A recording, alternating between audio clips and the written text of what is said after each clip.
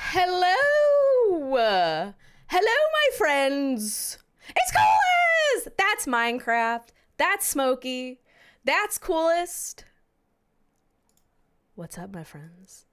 What is up on this fine Sunday for another episode of The Spark? Here on the Trident Network, a three-pronged digital entertainment network. We got YouTube recordings, which you can find all of the previous episodes of The Spark, you can find on the YouTube, which I have watched in moments of darkness for myself. I watched my own show back to myself. You can find us on YouTube. You can find us here on Twitch. This is a live show and a recorded show. So we put the recordings from the live show onto YouTube, but this is live right now, as you know, because you're on Twitch, but we have other shows too. You can check in our about section for our schedule. I know Minecraft knows about our live shows. And we also have a pretty banging podcast network. I actually don't really listen to podcasts, but from like what I know about our stats, one, we have a banging podcast network. And what I know too is that we got a lot of freaking downloads. We also have a lot of Disney podcasts. So if you're into Disney, we got a lot of Disney podcasts, but we also have podcasts literally that range from, like, I was on a podcast, I guess it was a seasonal one, but I was on a podcast where I talked about capitalism, but then we also have podcasts that are about like sports and stuff. So if you like things, we got podcasts for you. But thank you for joining me here on the Trident Network. It just got a little sweaty. Hold on.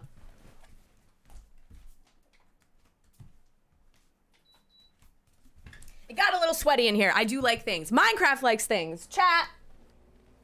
It's so nice to see you. I did have something I wanted to talk about. And it's something that came to me this past week, and I was like, "Ooh, I got to talk about this on the Spark. Perfect timing." And it's what I call falling asleep in the movie. So there's a concept that I've probably described here before and probably just in my life and on stream, which is playing out old stories. So we all have these, like, we're all given when we're like growing up and when we're developing, we're all programmed with stories and things that we believe that are true about ourselves, that we believe that are true about our people we know, that we believe that are true about the world, like things that are programmed into us that we believe are real and happening. And it can affect the way that we move through the world. So I'll continuously use my story, my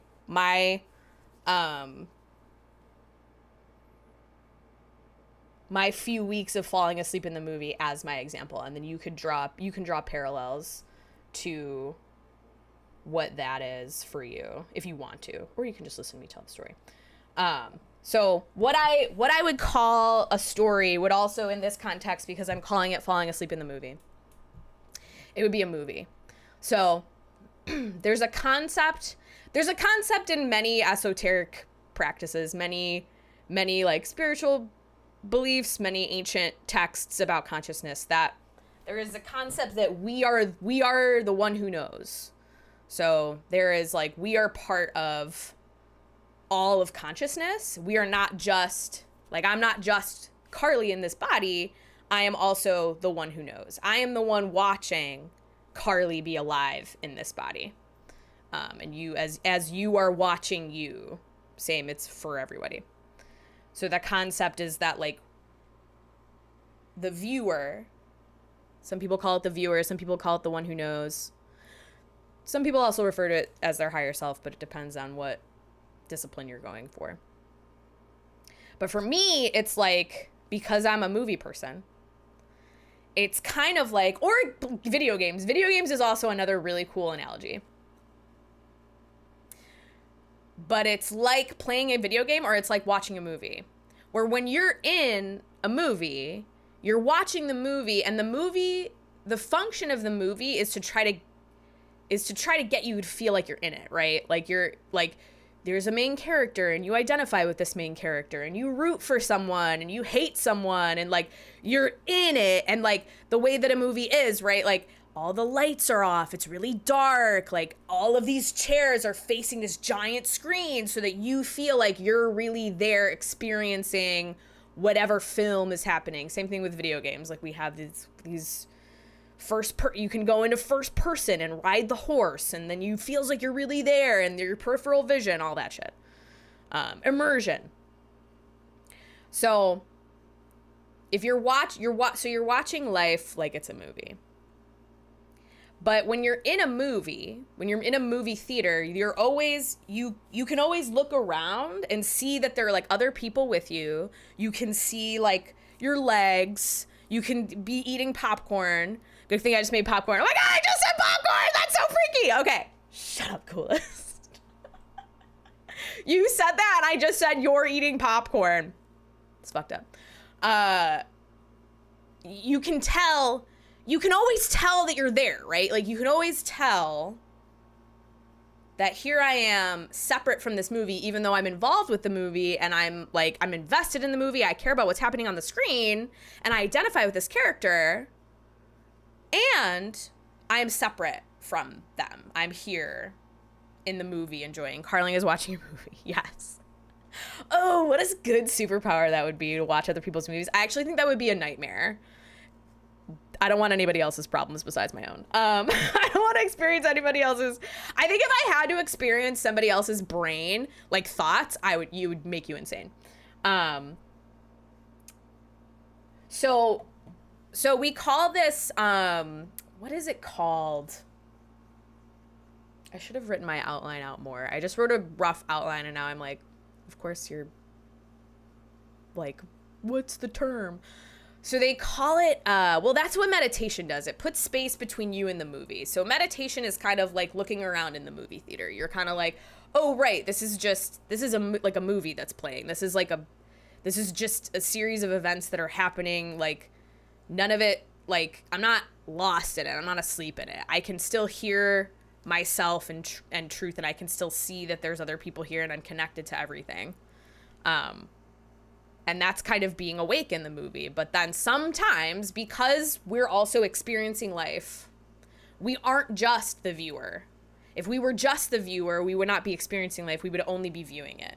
But because we are physically here, we are experiencing, we are watching the movie, and sometimes we're in the movie.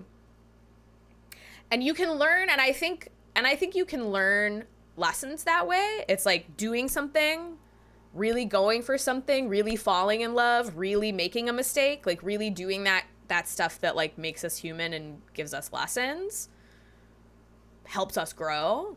And you can fall asleep in movies that you're running that are not really happening. So I have this example that I'll share continuously.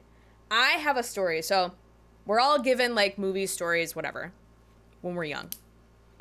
I have a story so I was the youngest of 22 first cousins on my dad's side. That's a lot of kids older than me, first of all. In the 90s? Are you kidding me? And when I'm over here yelling at my screen like a 70s audience on a horror movie, yeah, no, and that's so funny too, is like when you pop out of it and you're like, come on, don't go in there. That place is haunted. Run. But I always felt left out. So I always felt left out of stuff. And the youngest always feels left out of stuff. Like that's like, we're given a lot of like standard archetypal movies, I think. We're given a lot of standard archetypal stories. Like some people have like, I'm never good enough. I have that one too. A story that runs, it's like, I'm never good enough. Here's all the reasons I'm never good enough. I'm always left out. Nobody likes me. Here's all the reasons that I'm left out. Nobody likes me. I don't know if you guys have different ones but it's like standard stories. There's a lot. That's a lot of cousins. Don't split up. That's how the monster gets you. Yeah.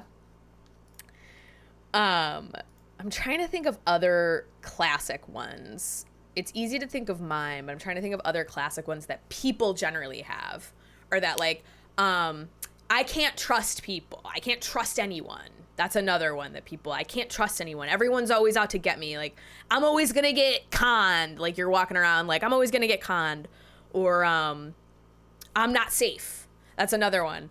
I'm not safe. I don't have enough of whatever it is. I don't have enough money. I don't have enough food. I don't have enough.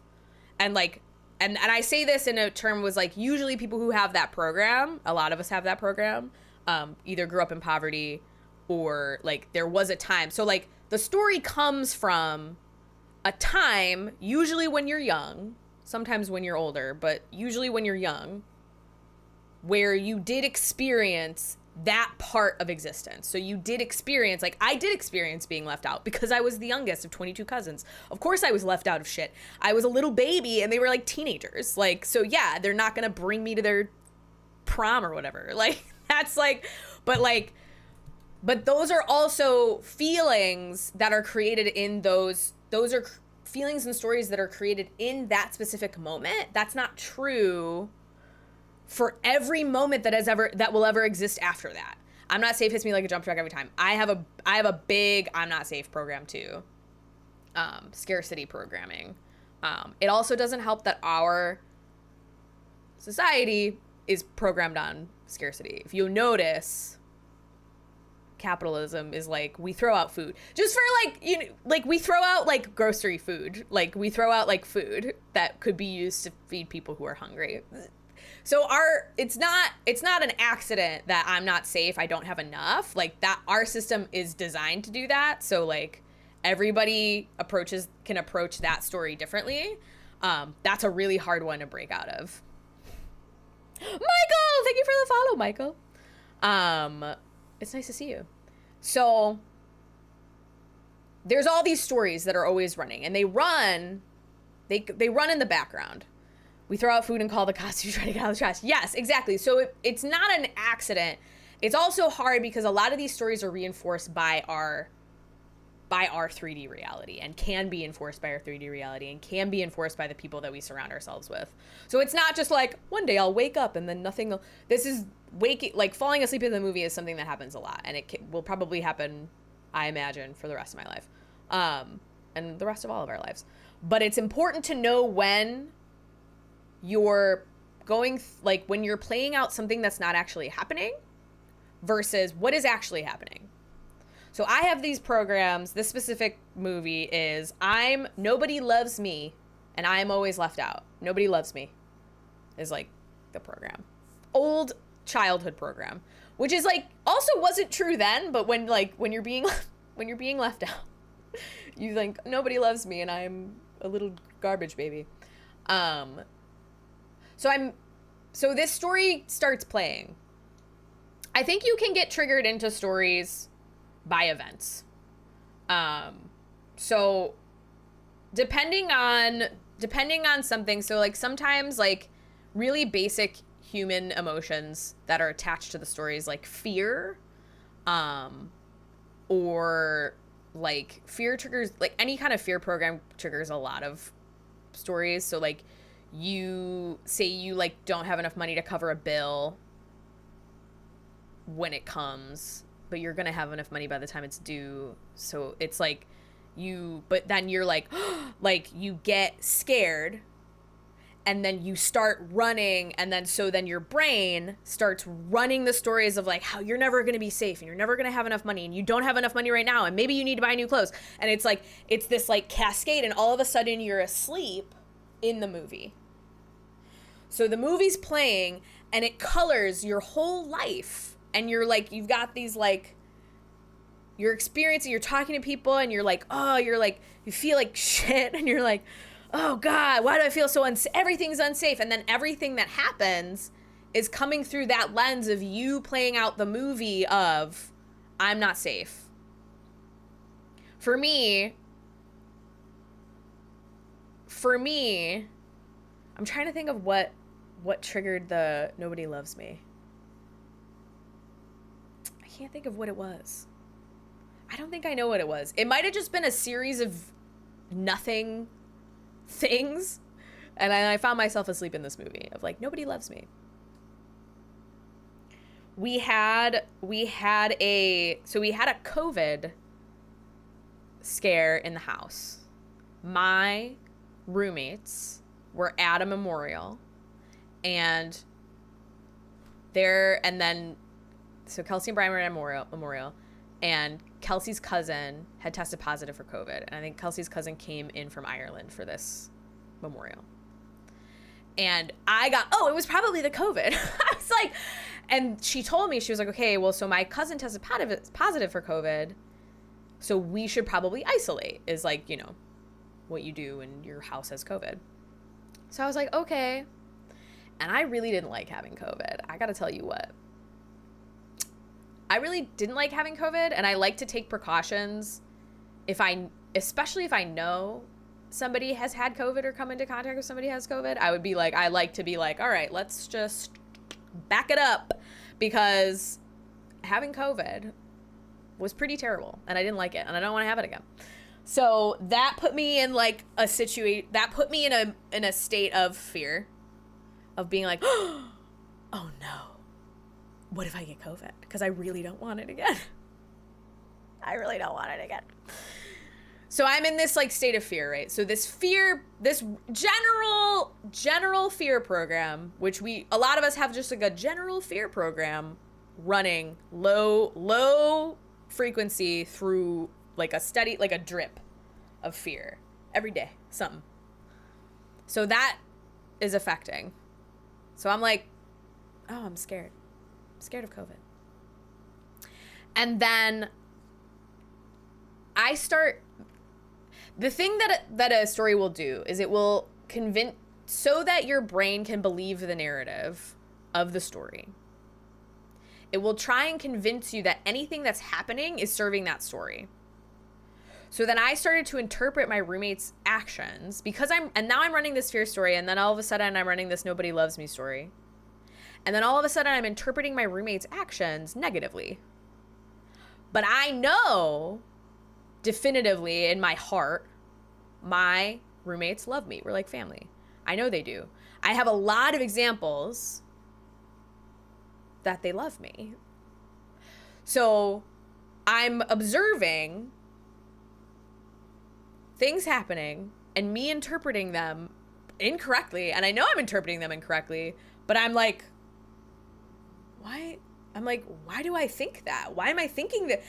Why am I thinking this? Why am I thinking this so like what's the word?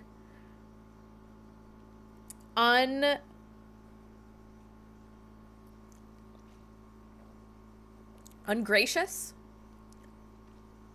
Disgracefully? About my friends who I love. That's actually a good indicator of like kind of waking up. Is when did they get COVID just not to have to be, yeah, right, yes, no, yes, Michael, yes.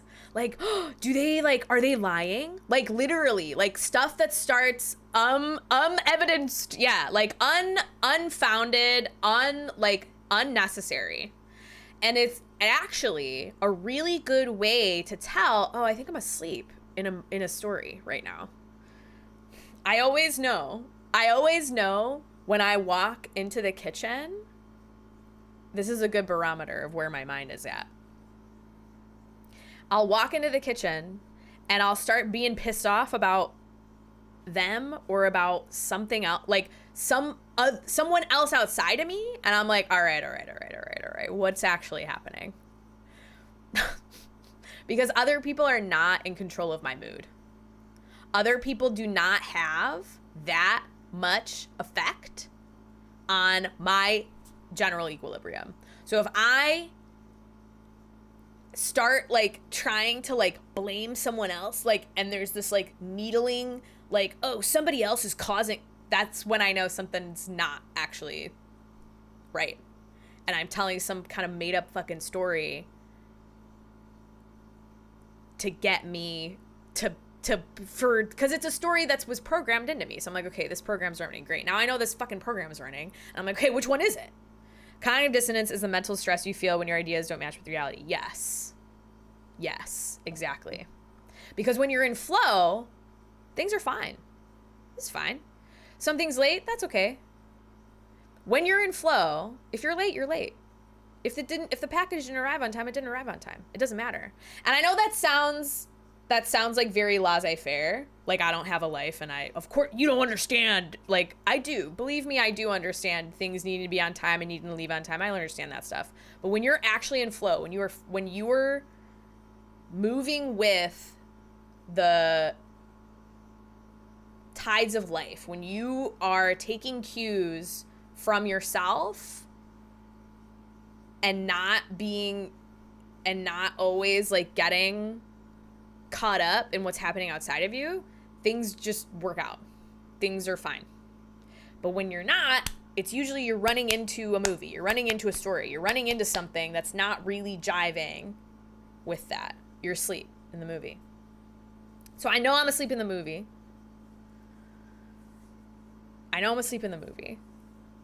So the torturous thing about being asleep in the movie is that you have to let it play so that you know that you're asleep.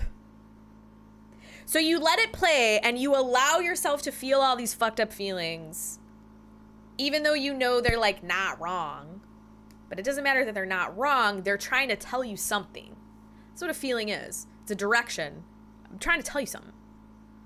I'm trying to tell you, and usually it's trying to tell you, you have this program running still. You have this program where you think that nobody loves you still, and it's not true, and I really need you to address it.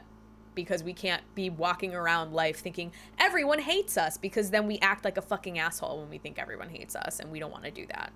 So you gotta address some type of inside of you and love that little kid inside of you who thinks nobody loves them and be like, hey, bud, I love you, and that's not true. Or whatever like tool you have to go in there, address that story. I have a version of the people don't like me issue. I have to reconvince myself that friends like me, and I'm surprised when they tell me how much they enjoy my company. So yes. So I think it's like a lifelong reprogramming. It's a lifelong skill. And there's ways, and I'm saying the ways that I know that I've come to recognize that I'm asleep in whatever story, but you'll have your own, and you'll have ways that you're like, I think I'm making this up. I think this is fake. I don't think that this is real. I think I'm making this up just to enforce some kind of old story that's not true anymore. Part of that too. So part of that also is when you are feeling, well, I guess it doesn't really matter. You can reprogram yourself whenever you want. But part of that too is also using tools to program what you really truly want to believe. It's hard with affirmations. Affirmations are hard when you first start recognizing your patterns because you don't believe them. So now after like years and years of like recognizing my own patterns and like learning about like the laws of the universe and shit, I'm like, okay, well, I live in an abundant universe that wants to take care of me. I believe that in my soul, but that's not you. When I say that, you might be like, no, that's garbage. So like you have to work with what you have. So for me, I can sit here and there's a technique called EMF tapping, and you can like tap on points and like exercise the affirmations and run them through your body. You could do that. There's a bunch of different ways to do it, to program. But it's basically you first choose a different program that either, I don't want to say it negates the old belief, but it will reprogram that old belief. So nobody loves me. If my program running is nobody loves me, people don't care about me, the program that I have in place that writes over that is I am loved and wanted by the whole universe. Now, the reason that I believe that is because I exist. If I was unwanted, I would not exist. You just existing means that the universe needed you to exist. I don't know the reason. It doesn't really matter. But you are essential to the fabric of existence. Because you are alive, within existence, you are essential to the fabric of existence. Oh no. I'm sorry, Minecraft. Install selflove.exe. I was like, no. Yes, no, and it is like that. It is like a computer. When you were born, for the first 7 years of your life, you are programmed by everybody around you. You're in theta brainwave state, and you are programmed and given beliefs about, like, from everyone in your environment around you. And depending on how fucked up it was, and then you grow up, you have other programs to install after that. And who you decide you want to be and who you really believe you are. Because sometimes if you're experiencing a lot of cognitive dissonance in your adult life, because the world's not matching up with the stories that you're telling or your life's falling apart, is because you're not really being yourself because you've been programmed to be someone else. So that's one way to do some, like, extracurricular work, because it sucks to be in crisis, like, and recognize your programs while they're running, because, like, programs will, like, destroy your relationships. Like, programs that are not really true to your heart and your life will destroy your life. Like, if you let them run into your adult life, and not, like, I'm scaring you, but, like, you've had relationships fall apart before. You've had you've gotten fired from job. I don't know if you've actually gotten fired from a job. I gotten fired from a job before. You've had shit fall apart, right? You've had stuff fall apart. But it's not because the world sucks. That's just not how it works. And it's not because you suck either. But it's because you got some stuff running in the background, subconsciously, that's projecting into your life that's not for you, that you don't want. And everybody comes to their understanding of their own programming in, like, what they have. But I'm just saying, this has been wildly true for me, is that I have these programs that run baseline, like, underneath. They used to be really loud and they used to control my life. Like, my programs of, I'm not good enough, nobody loves me, I'll never be safe, I'll never have enough money, like, just, and, like, some of them are just from society, like, oh God, we love to be like, you'll never have enough money, as if, like, you really even need that much money. I know that sounds shitty too.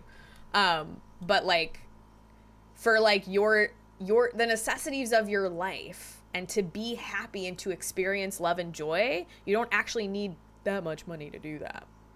But we convince ourselves that if I don't have these things, they're outside of myself, I'll never be happy, which is, like, not how it works. The things outside of you can never fill the void of you. Only you can fill the void that is within you. But they are sure gonna try. And the programs are sure gonna run, like food, a bit too much sometimes. Yeah, well, and that's another scarcity programming. That's another one I've had to learn, Coolest. Sometimes when we don't feel safe, food and filling up on food, because it's something outside of us that we can control, and feeling safe, actually being able to feel satiated, is part of that program. And a lot of us, I don't know what it's from, but a lot of us who grew up poor have a poor relationship with food. I think it's just access to food. And then when you get good food, you're like, I have to eat it all because I don't know the next time that I'll get it. But that's not when it's not true anymore, it becomes harmful to your present life, because then you can't be present for just, like, regular food because I have it now. Thou shalt keep up with the Joneses, exactly. And it's hard too, because a lot of our, like, heart-centered programming is the direct antithesis of, like, the systemic programming. Like me believing that I have enough money, even though, like, I don't want to say even though I don't, but like me believing that I have enough money when everything I look at is telling me to buy something doesn't jive with the system. It doesn't jive with our socioeconomic system. I'm an American, so I should want, name it, I should want a really nice car. I should want, and these things are luxuries. I think the other thing about the things that we're programmed to want are like things that are like very special to have, and when we have, and then we get them and then they're not special anymore. The effect of the programming is strong. The easiest way to get what you want is to want what you have. But if we're asleep and we're driven by programs, and it doesn't matter what they are, and they're not even always personal to us, they will make the decisions and we don't get to make the decisions, and we're just asleep in the movie. And that doesn't mean that one day you'll wake up and then you'll see everything for the way that it is. Some people do that. And then sometimes they have to go to the psych ward because being awake in a world like this is debilitating. But it's really just for you to be able to decide how you want to operate. You do get to decide is the main thing that I take away, and the main thing that I like was reminded. It's like you get to decide how you feel about stuff. Feelings don't, and there's always like a reason, but eventually you blaming your trauma and like the things that you've experienced. Everybody on this earth has been traumatized. Being alive in a human body is traumatizing. Being born is traumatizing. You come out screaming. Like there's like there are things that happen even if you had a good childhood, or even if you had a safe, like there are things. Being alive with other people is traumatizing. There's not a person alive on this earth, doesn't matter if they're rich, there's not a person alive on this earth who hasn't been traumatized by something. So eventually it gets to a point where you're responsible for how you deal, and not in the way where it's like you have to deal with it, but in a way where it's like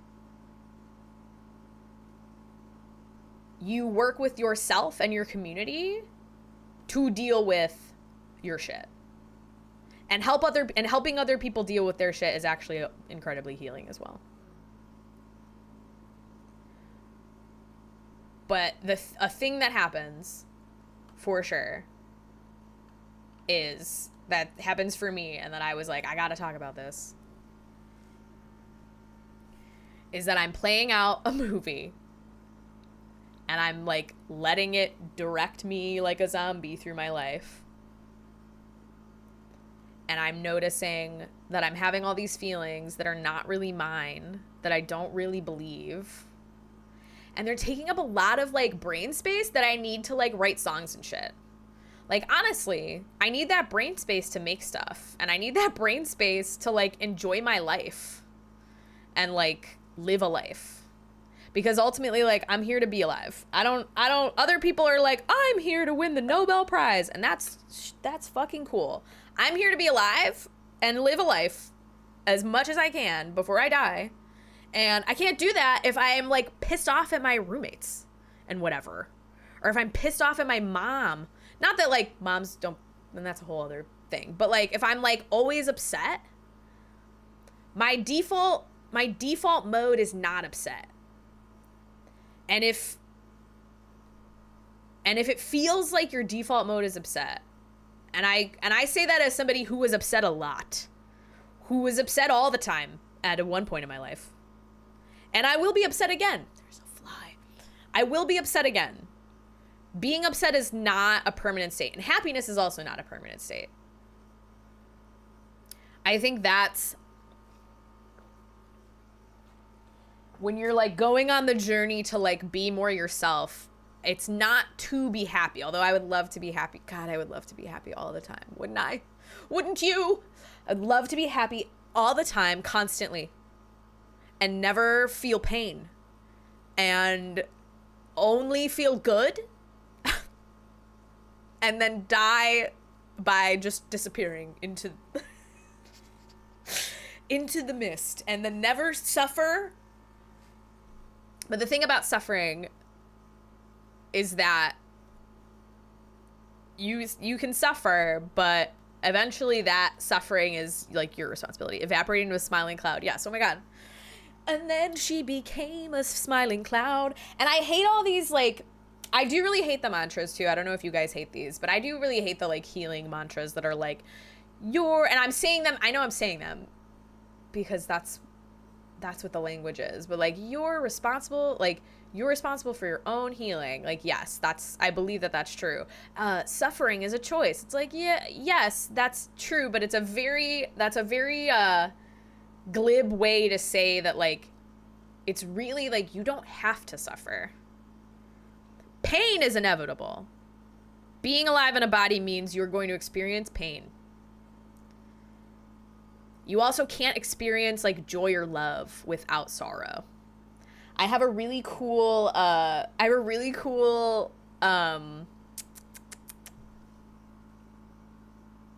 what is it? Not needle felt. It's not crochet. I'm gonna show you.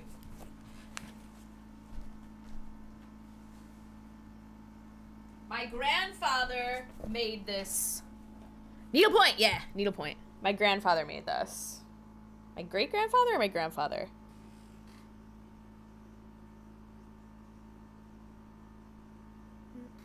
No roses without thorns, no love without sorrows.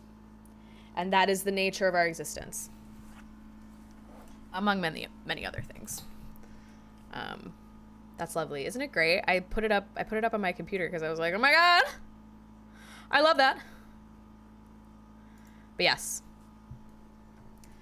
And I hate that because there are times when I feel so like buoyant and jubilant and I just, oh god, I love being alive. And then there's other times where I'm like, Jesus. Oh, existence is pain. And I'm just like, I'm like so, ugh, God. And there's things and like accepting certain things that are true about this reality, accepting certain things that are true about this time in our lives, accepting things that are hard to accept is very difficult. I will say that acceptance, and I think I've said this a million times, acceptance, full, like radical acceptance, practicing that, hard to practice, but worth it, is a really good, like, overall program. Like, if you're looking for, like, I'm always looking for, like, blanket programs. I'm not trying to, like, does that make me lazy?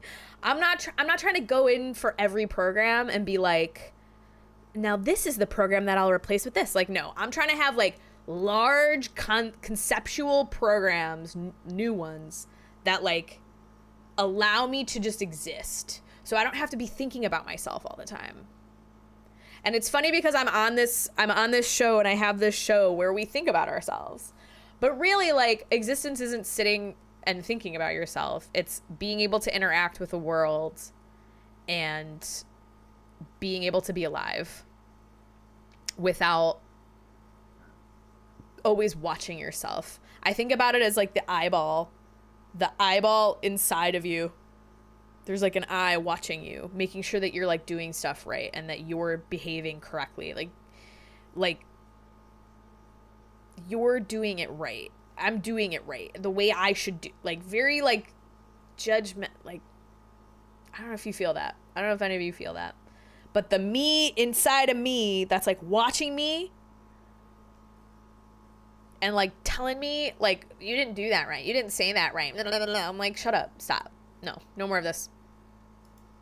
And I know I will never shut the fuck up about meditation, but meditation just helps you see when there's an eyeball, or see when you're asleep, or just notice, even know that you're asleep, but also notice that you're in the movie theater, if that makes sense. Ultimately, I think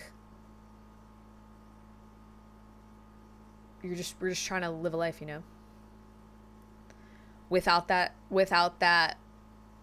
hum of something else. Like, there's something you didn't do. And you can just exist however you need to exist. But I fell asleep in the movie last week, and I woke up. I was like, oh, I'm watching the movie. Same. I have an overly critical part of me that is really judgy. Yeah, and it's like kind of a bitch, you know? Like, it's like, come on, dude. You're me. Like... And I wonder if part of that is because, you know... That's the thing, though. I think when you want to be better, right? You want to be better for you.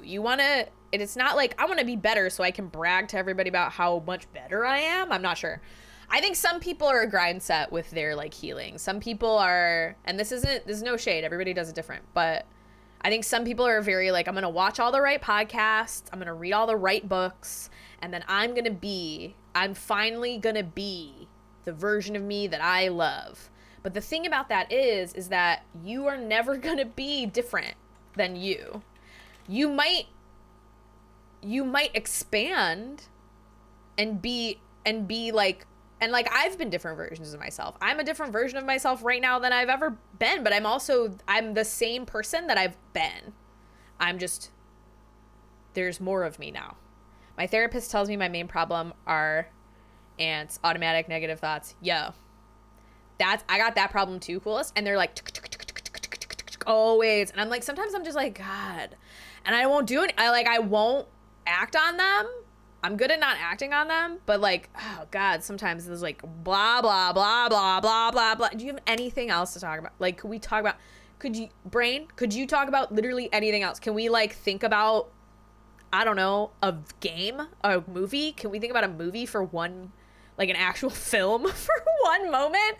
That's not like you grabbing onto shit and trying to like change me. And I think that's like the next level.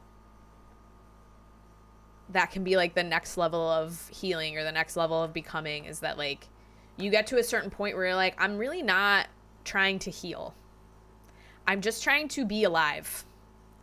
I'm not trying to make myself better so that people will finally love me, because that's not, you are lovable and worthy now. And we've all done things that maybe we're not proud of, or maybe we didn't act in our integrity, or maybe, but like, that's the human condition. Sometimes we make mistakes. Sometimes we behave weirdly. Sometimes things affect us and we don't show up the way we want to. Sometimes we could have done it better. We could have planned better, or maybe next time, whatever. That doesn't mean you suck and you deserve to be alone in a hole. That's not how that works. You are lovable and perfect the way that you are right now, in that human beings are flawed and we don't know everything, and it's going to take us our whole lives to become who we will eventually be, and then we die. So there's no like, I know sometimes there's like, it feels like there's like a race to escape yourself, and there is no escaping yourself. There is no escaping the ways that you are. You can heal certain parts of yourself so that they're not like, they don't feel so threatened. Like, you can care for different, but that's not, it's less like sniping guys out of the air, and it's more like, you know, like, the versions of yourself that like are like annoying to you or coming in for you or whatever, you're not taking them out as much as you're like absorbing them. I tried, unfortunately, I went as fast as I do. I just had that thought, Minecraft. That's so funny that you said that. I had that thought literally yesterday. You can try to run away, but you run as fast as you do. So eventually you come home to yourself. Eventually you are at home with yourself, because you have to be. And you could spend your whole life running, and I know you all probably know people who have died running away from themselves. And sometimes the reality, and sometimes for some people, the reality of the things that they have done or the things that they have said or the people that they've hurt. I stole that joke from your movie. I got an advanced screener. Nice. I run as fast as I do. I know that you know, and I think about this too, which is like maybe like not necessary, but I think about like people who died and they sucked. but people who suck die all the time and they never get better. Like, I have that thought where it's like, but that guy's fucking sucked and he died. What? Sometimes you die and you're never better. And it's like, it's not even about that. It's really learning just to be with yourself. I mean, it is, and it's about different, I think it's about different things for different people. But really, really, really allowing yourself to be and just be whatever you are, whoever you are.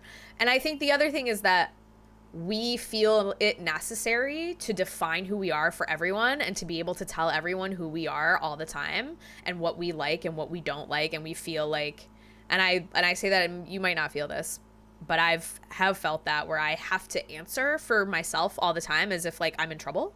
Like, as if like I have to be able to defend myself as somebody. And it's like, I actually don't have to do anything. I don't do shit. Actually, you can, if you want me to do something extra for you, you better be paying me, because I don't have to. And the other thing is that like, the other thing that comes with like accepting yourself and like, I belong here because I'm here. Just having the idea that the programming isn't you is a big step many people never reach. That's true. And our consciousness, we're lucky to be alive in a time where our consciousness is ascending rapidly because of the internet and because of the way that we're connected, because we're doing this right now. We're having a discussion about our own consciousness right now. We're ascending and growing and expanding as consciousness because we're so connected in the 3D in a way that we've never been before in this human history. And it's really exciting. And it comes with a lot understanding that humanity is fundamentally flawed, and that's what makes it part of the universe, because there is dark and light in all of the universe. There is balance. The universe seeks balance, and that's not good and bad. We get caught up, because we're humans, we get caught up in the moralizing of good and bad to distract ourselves, because we love telling stories, as we know, falling asleep in the movie. Give me a story, I love to tell it. We get so caught up. And it's not even, I don't even want to say like it's bad to get caught up, because it's not bad. It's not even bad to get caught up. You can go ahead, get caught up. Just know that you're getting caught up. I get caught up in my own drama all the time. Oh my God. If you really, I love telling fantasy stories about the way that people are and like this is my life of romance. Like, I don't know, like, oh, me and everyone I know is in a whirlwind love affair. Like, I'm like, and it's like, go to work, Carly. What are you? Stop doing that. You're like getting caught up. But sometimes we like to get caught up. But knowing that you're getting caught up helps you just be. It's not bad, it's not good. But knowing, and then also knowing what those movies are, knowing what those stories are. Let me look at my outline and see if I have anything. I think I said, oh my God, why are you like this? Stop.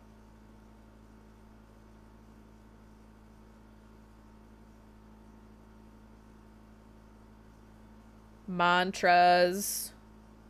Explain. The viewer, the one who knows how to notice patterns. So I pretty much did talk about that. Mantras and methods. So what I do want to share, because I'm like, you'll come to you. It'll come to you. You will do it. Just having the idea that the programming isn't you is a big step many people never reach. I think I already read that. So I'll give you some like basic stuff, because I'm not a practitioner, but this is stuff that I've done that has helped me. So, oh my God, why are you like this? Stop. My brain to me constantly. And that, you know, and I was thinking about it, shut that eye, you know? If that eye is like looking at you like, oh my God, why are you like this? Stop being like, I'm just like this. And you can stop practicing. I've recently, in the past few months, I'll say the past 6 months, have been able to practice actual acceptance, and it's pretty rad. And it's really just shutting that eye and being like, fuck you, what are you going to do about it? I don't care, actually, that I'm like this. Because I suck. Sometimes I'm like, well, maybe I just suck today. How about, leave me alone. Stop bugging me. I'm busy. You jerk. And then we get into a fight. But some of the things that have helped me. So the first things I ever did that helped with the brain stuff was therapy, talk therapy. Not everybody has access to that. It's a privilege. It's a healthcare privilege to have access to therapy. I could also recommend like following there are a lot of therapists who give a lot of information away for free. It's really helpful to have the thing about therapy that I liked the most, because talk therapy works up to a point, and then you start needing to do actual like work. Not saying that talking about it isn't work, but like eventually you're just intellectualizing what you know about yourself, but you're not doing anything to fix it. You're not doing anything, and not that you're broken, but you're not doing anything to alleviate the pressure is what it is. So you're feeling all this pressure and you know why, but you don't know how to alleviate the pressure. And that's where things like mindfulness and meditation come in. Is this the 5th time I've said you should probably figure out how to meditate? It took me like 8 years to learn how to meditate, but I fucking did it. And all of those guided meditations rock.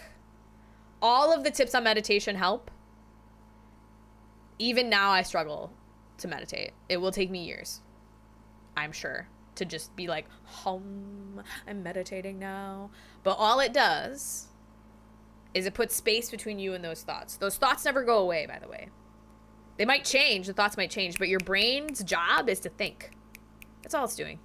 It's just doing its job. It's bored. Sometimes I think maybe I'm just bored. Maybe I should like fill my time with something constructive.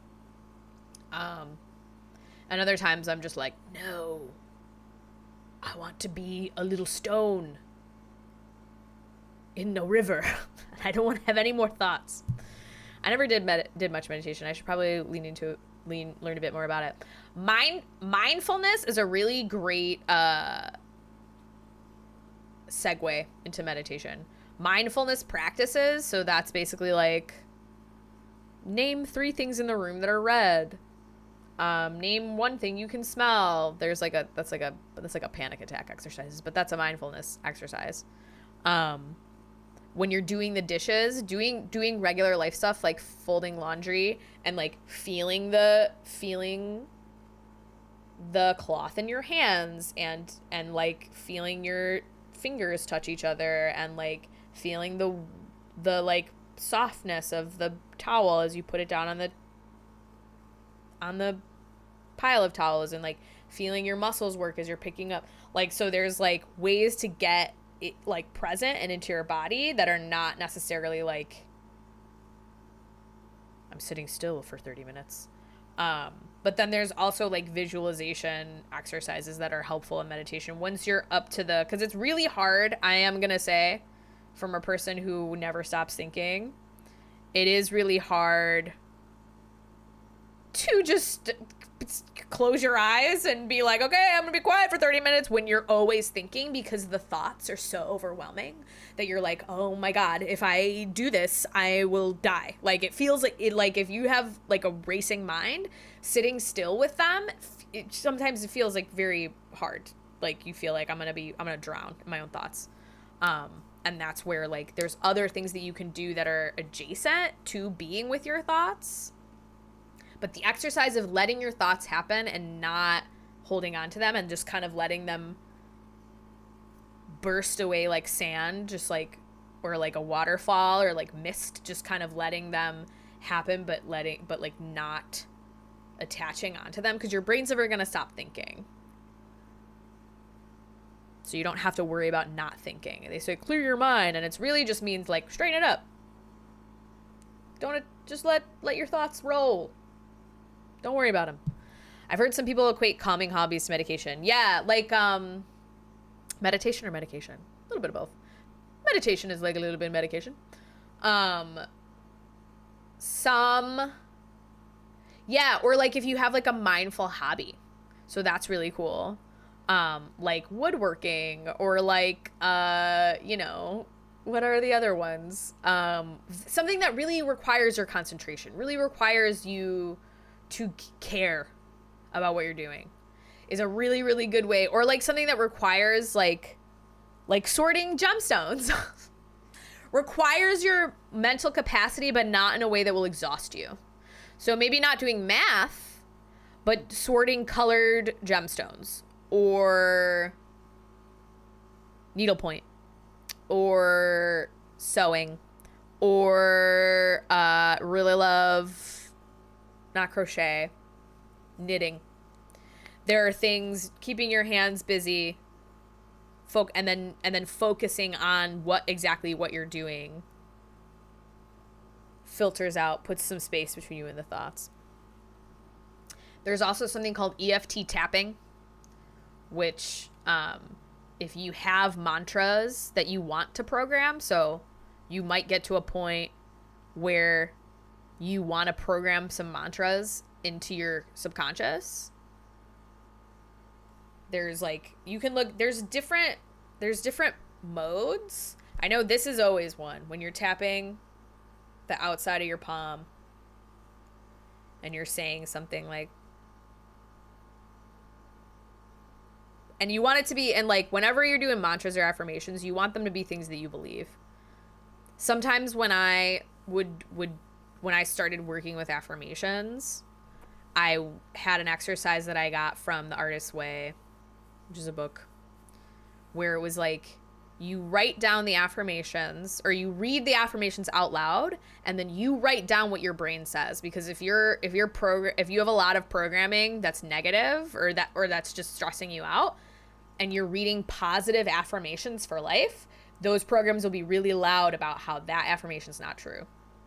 So a really good hack for that is writing down what like your brain said. So you write down the affirmation, or you say the affirmation out loud, and then you write down what your brain said. And it's probably a really mean thing. It's usually a really fucked up, mean, kind of weird thing. At least for me. When I first started working with affirmations, I was like, you're a bitch. I was like, what's your problem? Why are you saying that to me? So you write down the fucked up thing that you thought in response to this affirmation. And then you go through them and then you create a custom like affirmation that is like, that reprograms that. So if I say like, I think, because affirmations are usually like really generalized. So I'll say something like, the affirmation will be something like, I'm an accomplished artist, will be like the affirmation. And then my brain will be like, no, you're not. You're a failure, or whatever the fuck. And then I'm like, actually, I'll say something like, actually, art, you don't have to be famous or rich to do art, actually. And I do art anyway. So, actually, I'm not a failure. Or whatever. I guess it would be like, oof, writing you were a failure felt like it might crush me. Yeah, well, so, and the first, oh God, the first one is really hard. But then once you read them out loud, this is another thing. Sometimes when you're saying the thoughts in your head, they sound real, but then when you say them out loud, they sound actually kind of like obnoxious. Like you're like, no, I'm not. Like, and it's also helpful because you can kind of separate it from you, and it kind of is easier because if somebody else were to call me a failure, I'd be like, who are you? Like, it'd be very like easy for me to be like, I don't know who you think you are, but it's not somebody's opinion that I care about. So it's easy to like remove that thought from your head, and then it becomes this like other person. You're like, actually, and a good tip for affirmations and reprogramming is, instead of saying something like, I'm not a failure, you would say something like, I'm really successful at A, B, and C, And I think those are important qualities to have. And they got to be true is the thing. Not saying that like you're making up, but like if somebody were to say like you're a failure, or if like my thought were to say like you're a failure, and I wouldn't say like, no, I'm not, I'm rich and famous. Like that's not how it'll work, because I'm not rich and famous. No, I'm not. I own a Maserati. It's like, no, you don't. Like, so you would say an affirmation that you really believe is true for you. A sentence, something. But then then you get in the practice of, when your brain comes at you, you have a practice of creating other programs. So at least then you're in a dialogue with your brain and it's not oppressing you with its thoughts. Like you can actually have a dialogue with it and be like, yeah, I know you think that, but we're not doing that or whatever. And then you can do like, and then if you have affirmations that you really like, you can program them by tapping, and you would just say like, and this is like, I'll do this like when I'm getting ready, be like, for the day or for the night. What'll I say? Oh, I am loved and wanted by all the universe. I am loved and wanted by all the universe. I am loved and wanted by all the universe. I am loved and I'm wanted by all the universe. I'm loved and I'm wanted by all the universe. I'm loved and I am wanted by all the universe. I am loved and I'm wanted by all the universe. I'm loved and I'm wanted. And it's weird, and it seems like silly and goofy, but like it works. And then it becomes, you're programming another subconscious program. So then even if I have my Nobody Loves Me program still installed and still like I'm still working to uninstall it, I also have another program that's running that says I'm loved and wanted by all the universe. So then that one program isn't as strong. It's not the only program. And then I have a bunch of them now because I've been installing them in there. But you get to believe, and I mean there's some argument among the affirmation people of like, how delusional do you want to be? So much malware, honestly. True. Tell me about it. There's some argument among the like affirmation people, and like everybody's got, you know, I'm sure you guys have seen the healing people on the internet. And this isn't really a healing show. This is just a your consciousness and everything show. That's just so I have, it's just for me to talk to myself, and you're here too. But there's some argument about, like, how delusional you should be. And I think the thing I think about that is, like, when I do this stuff, I'm not doing it to get anything. I think there's a lot of, like, spiritual practices that are, like, reprogram your life and become rich in 7 weeks. And it's like, yeah, I mean, you could do that. Like, you could read a bunch of rich people books and be, like, rich, but it's like, but most of the time, the things that you want are not outside of you. That's a good North Star for me. Things that you want are, like, really just a feeling. So, like, you don't want to have $100,000. You want the security that you believe that you would have with $100,000. And you can give yourself that feeling of security, and you can train yourself to have that feeling of security right now with practice. You can train yourself to notice when you have enough, because then when you start installing these programs, you will notice you will be able to notice the patterns outside of you that reinforce that program of, like, I have enough food, I have enough money, my bills are paid, that rocks. I love being able to pay my bills. Look at how my friends, like, message me. They say that I did a good job. They invite me to the thing. Look at them. They love me. What's another one? I have a home. I have a bed. I have a bed, and I sleep in it every night. And I'm safe. And I have a roof over my head. And I have running water, which rocks. Having running water, totally slaps. Like, and it seems like really like, I don't want to say condescending to like say it like that way, because I don't take for granted the great luxuries that I have. Like, I can drink my tap water if I wanted to. I actually, honestly, I live in Chicago, so I shouldn't drink it a lot, but like, we live in a world that we're like, there are people who can't drink their tap water. There are people who don't have a safe place to sleep. And that's not saying you should be grateful for what you have because other people don't have things. That's not even about what it's about. Running water that you can drink is something that less of humanity can do. Yeah. Like, I have nothing, I want for nothing, truly.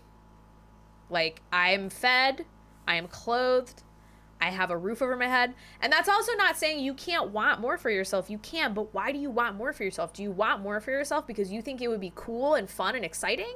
Or do you want more for yourself because you're scared? Because those are two different energies.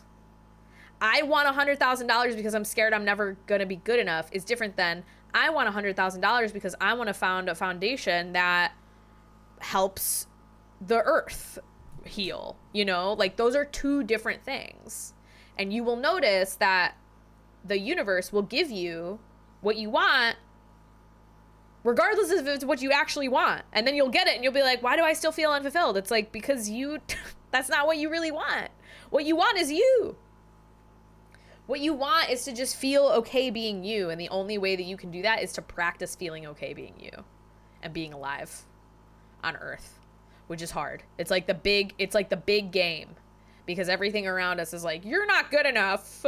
Did you know? You wake up in the morning and everything's like, did you know you suck? And you're like, what the fuck? I just woke up. Did you know you're bad in some way, secret way that you don't like? It's the same fucking shit every day.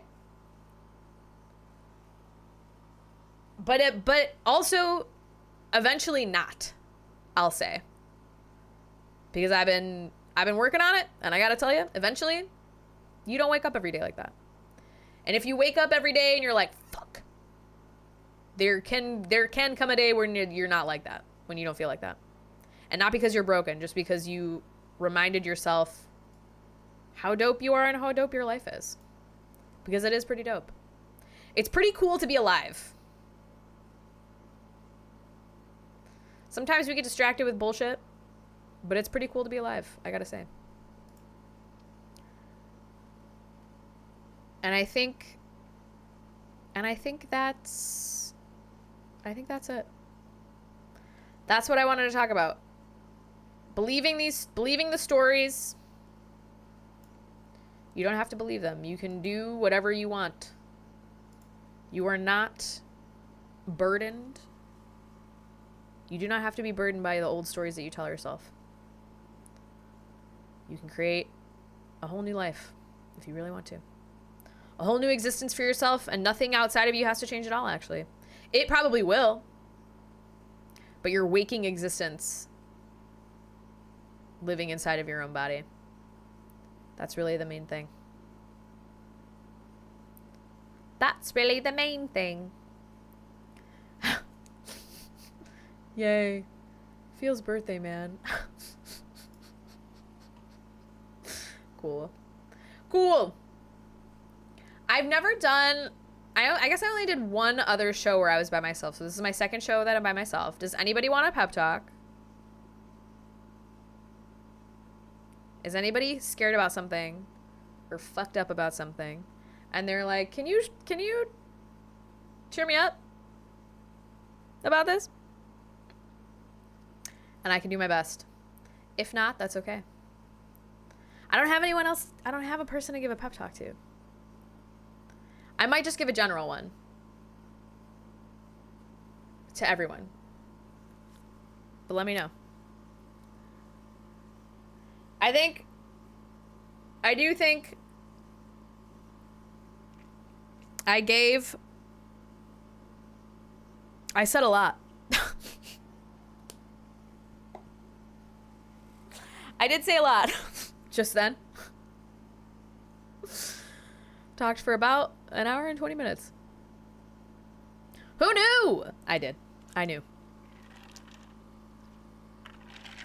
I knew I was like this when I started this show. Talk your ear off. All right. If nobody wants a specific pep talk, nobody wants one? How do you get the hand boo-boo? Oh, I was, good eye. I was peeling lemons. I made lemonade, and I was peeling the lemons. And I was holding the lemon, and I was peeling, and I like peeled into my finger like very forcefully, because it like, you know how it is when it's a round fruit and it's like, bah, peeled into it, and I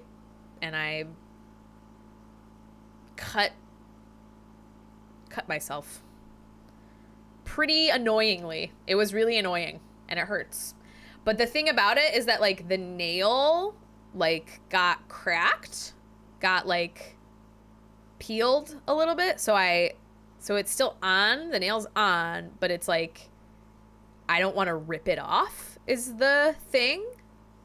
So I'm keeping a Band-Aid on it so that whatever is under there can heal, and then maybe the nail can heal. I'm not really sure, but I don't want to peel it off until it's all healed under there. Yeah. I was peeling lemons. I was making lemonade. And that's the pep talk. When life gives you lemons, you make lemonade, even if it fucking hurts so bad. You make the lemonade. Aw, kisses make it better. Everyone. I was gonna not purposely flick you all off, and I'm sorry. That wasn't what I wanted to do. And I know I didn't do that, but I was like, oh, so close to doing that. And then I was like, wait, use your whole hand. The card said I was a fiery male on a fool's errand for my trip. Pump me up that I won't fail, Carly. Well, a fiery male on a fool's errand for my trip. What I'll say is that there's reasons why you want to do stuff. Sometimes we fail not because we did everything wrong, but because we needed to fail. The best of us fail. Sometimes you have to fail, but you also might not. There is always a chance that you might not. There is always a chance when you try something that you might not fail. It's pretty much 50-50. I mean, unless you're like, you know, I'm going to say it's pretty much 50. In your situation, Minecraft, I'm going to say it's 50-50. Because hindsight's 20/20. I don't want to say that you won't fail, because I don't know. But what I will say is if you do it all the way, you'll get what you need out of it. If you really commit to the thing that you're doing, which it seems like you are, you will get all the information that you need from it. If you go all in and you're like, all right, this is what I'm doing, and you commit to it, and you do not look back behind you, you go, you will get what you need out of it.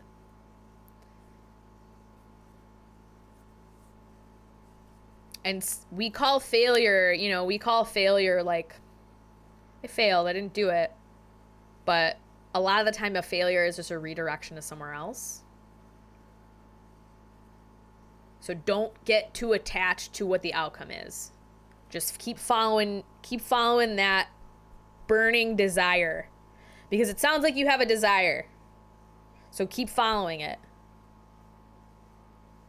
And you will get where you need to get. You will always get where you need to get. Even if it's painful sometimes. And sometimes success is painful, honestly. So really, you've got nothing to lose. Don't think you do. Go and don't look back.